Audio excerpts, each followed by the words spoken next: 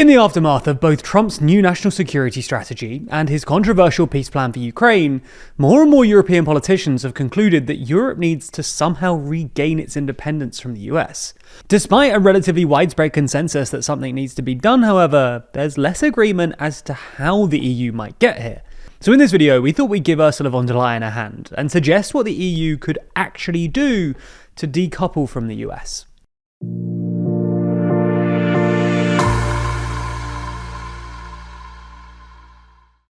We like to be accountable, so every year we release a video responding to your biggest criticism. This year's just came out, and we tackled everything from accusations of bias, claims that our adverts are getting longer, and why Jack looks like this guy. Oh no! Oh my goodness. I don't think I've ever agreed with anything more in my entire life. Can you make sure you show that photo on the screen? It's uncanny. Take a watch by clicking the link in the description. We're going to split this video into 3 parts. First, we're going to look at how the EU might reduce its economic dependence on the US. Second, how the EU might reduce its security dependence on the US. And third, some little additional things the EU could do if so inclined. Let's start with the economy. The first thing to say is that contrary to what Trump often suggests, the EU's alleged dependency on the US here isn't a one-way street. Both the US and the EU export lots of stuff to one another, which means they're both sort of dependent on each other. Nonetheless, there is an imbalance in this relationship, in that Europe depends more on American consumers buying its exports than vice versa. You can sort of see this if you look at the balance of trade between the two. The EU reliably runs a trade surplus with the US, meaning it exports more than it imports. This imbalance becomes more pronounced once you factor in the fact that the US economy just is bigger than the EU's at the moment. Exports to the US account for about 3% of EU GDP, while exports to the EU account for only 1.3% of US GDP. This does give the US an upper hand in a trade war, which is one of the reasons that Trump was able to extract so many concessions in negotiations. Broadly speaking then, there are 3 things the EU could do to reduce its economic dependence on the US. First, increase domestic demand. For context, GDP is often defined as the sum of 4 things: investment, government spending, net exports, and domestic demand, which basically refers to how much households and individuals spend consuming stuff. In the EU, domestic demand has been weak since basically the 2008 financial crisis, but this problem became particularly acute after the pandemic, and Eurozone consumption is still below the pre-pandemic trend, at least by some measures. This made the EU more dependent on exports, and is the main reason that, after 2012, the EU started running consistent trade surpluses, i.e. exporting more than it imported. This is essentially because if Europeans aren't spending or buying enough, then European products have to be sold elsewhere, which means more exports. Boosting domestic demand isn't easy, but if policymakers can find a way to do it, then it would both reduce the EU's dependence on US consumers and be good for the EU's economy overall. The second thing the EU can do to reduce its dependence on the US is to increase trade with other countries. And this is already happening. The EU already has one of the largest network of trade agreements in the world, but more could be done, especially when it comes to Mercosur and CPTPP.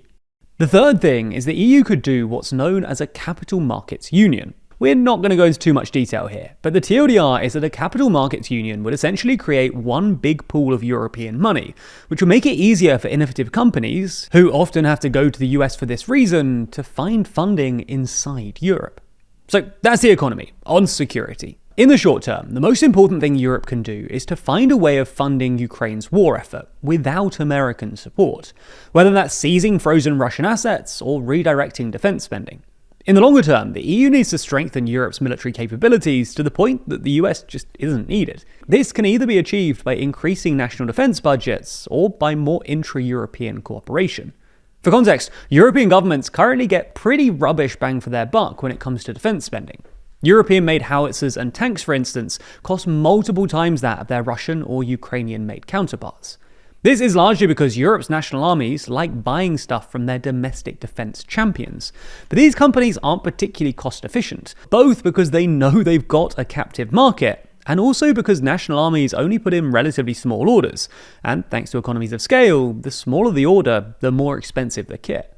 More intra-European cooperation would cut costs though, allowing European governments to get better bang for their buck. Introducing a degree of competition would also help develop Europe's domestic defense base, thus reducing the EU's reliance on American military tech.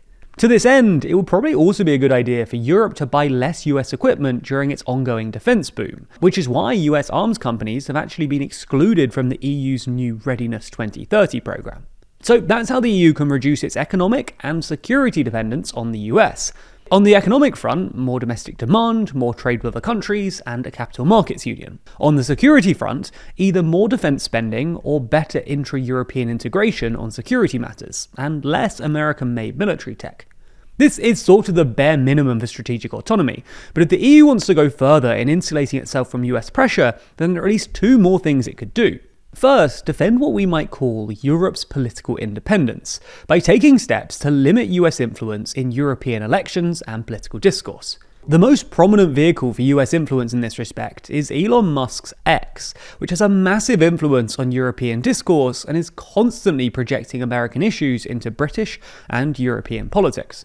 Musk himself has used the algorithm and his own account to highlight particular talking points, like the grooming gang scandal in the UK, and support particular European parties, like the AfD in Germany. If the EU wants to guard against the risk of foreign influence in its domestic policies, it might consider stricter regulations on platforms like X, or for that matter, other foreign-owned social media platforms like TikTok, or perhaps even take steps to nurture European alternatives. But secondly, the EU could also give itself some more geopolitical agency, so that it can act faster and take bigger decisions. Trump has been able to bully concessions out of the EU by essentially rushing it and exploiting divisions within the bloc that a more agile EU might have been able to resist. More agency here doesn't necessarily mean delegating more power to Brussels. It might just mean voting reforms so that fewer decisions require total unanimity, and thus can be held up by obstinate member states. This would obviously be resisted by more Eurosceptic member states, and fair enough. But it's hard to deny that the EU's cumbersome processes look ill-suited to the current era of rapid geopolitical change.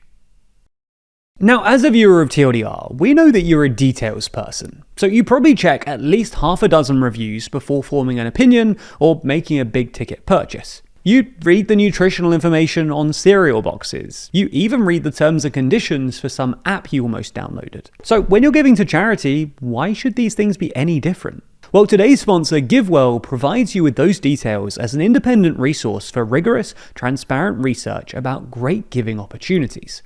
For example, their recent analysis of the effects of cash transfers in poorer regions of Africa contains over 300 footnotes, which might satisfy even the most meticulous readers. That's because GiveWell have spent 18 years researching global health and poverty alleviation, and only directs funding to the highest impact opportunities that they've found. These are things like preventative medication for malaria. It costs about $7 to provide a child with malaria treatment through the high malaria season. And these treatments can reduce the number of malaria infections, and with enough treatment, can save a life in expectation. Over 150,000 donors have already trusted GiveWell to direct more than $2.5 billion. And rigorous evidence suggests that these donations will save over 300,000 lives, and improve the lives of millions more. You can find all of their research and recommendations on their site for free, and thanks to the donors who chose to sponsor their research, GiveWell doesn't take a cut from your tax-deductible donation to their recommended funds. And if this is your first gift through GiveWell, you can even have your donation matched up to $100 before the end of the year, or as long as matching funds last. To do so, go to givewell.org and pick YouTube, and enter TLDR News at checkout so they know you heard about GiveWell from us. Again, that's givewell.org to donate and find out more.